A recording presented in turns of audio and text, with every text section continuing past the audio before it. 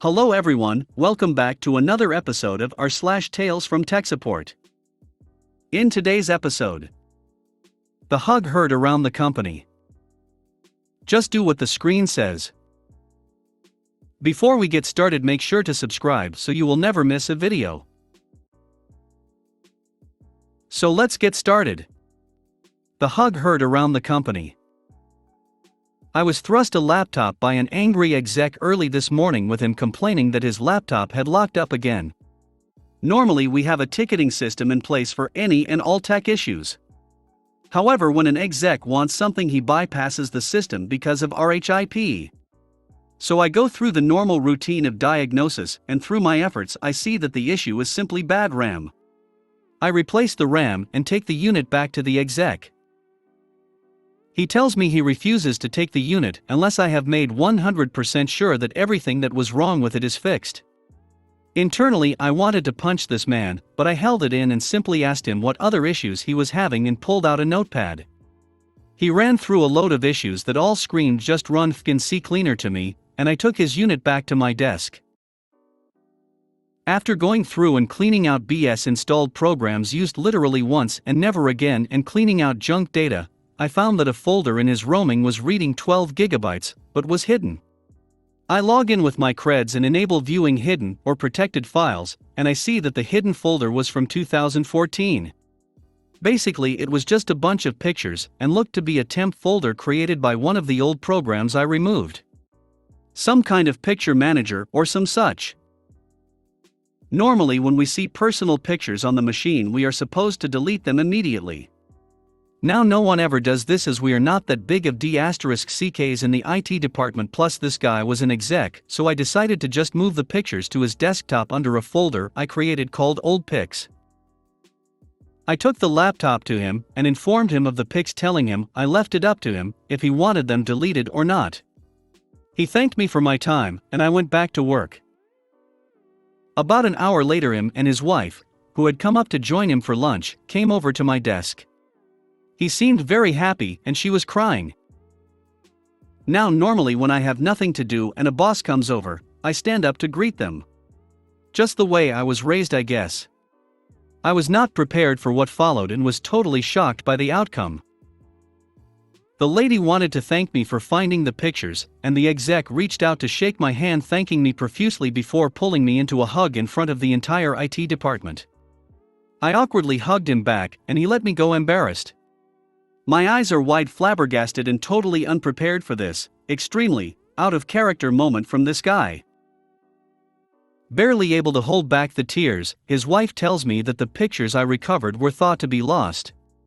In 2012 their 4-year-old son had died of leukemia, and the pictures I recovered were taken right before his diagnosis at 3 years of age. Because of a house fire a few years ago, they thought they lost every last photo of their son. Apparently those were the photos I had recovered. His wife reached out to hug me and everyone in the IT department stared at their screens hard with puffy eyes, as we were all not expecting this kind of emotional event today. My boss came out of his office to personally thank me and forwarded an email chain to me ahead of a company-wide email that the CEO sent out, basically retelling the tale while naming me personally. He threw in words about striving for excellence and the unexpected results of everyday excellence. I had to turn off my Skype for Business as the attaboys kept coming in one after the other. My boss told me to take my lunch early since the flood of messages was making it hard to do my job. Just do what the screen says. I changed careers a few years ago. I have a couple of degrees in computer maintenance and networking technology. I got tired of doing that and made a career change into industrial maintenance. I work for a major food producer now and work on everything from bearings and grease to electrical and printers. I've only done this for about 3 years now. Most of you reading this in the US have my product in your refrigerator right now. One of the machines goes down this morning. It is a very advanced machine. Kind of crazy, all of the technology used on it. I come over to the call late to see if I can help. One of my fellow mechanics is there along with our lead. I'm just a bystander at this point. They call in our supervisor, he calls his supervisor, and another lead shows up. There are 6 of us working on this machine. I poke around a bit based on the error on the screen. I talk to my lead and tell him what I think it is. I'm kinda brushed off, ignored. I watch a little longer. I speak up again and am ignored. They're pulling the machine apart, checking on different things. We've been here for an hour at this point and I'm freezing my ass off. Plus the company is losing between $15–20K an hour that the equipment is down. I look at my buddy and say, hand me your dikes bro. I reach down and clip a zip tie off some cables while everyone else is looking at something else. I look up and everyone is staring at me. The big boss incredulously asks, what did you do? At first I'm thinking if **** get up and accidentally cut something I shouldn't have. I cut a zip tie. All the errors just went away. Show me what you did.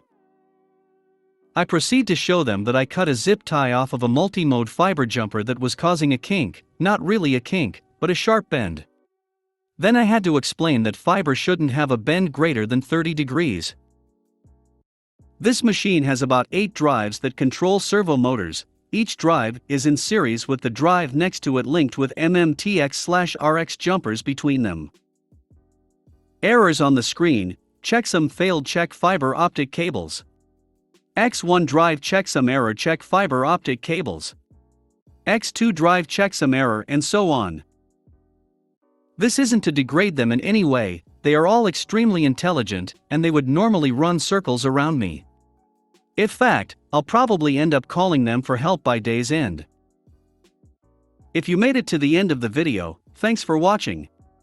Don't forget to like, subscribe and share, and we will see you in the next video.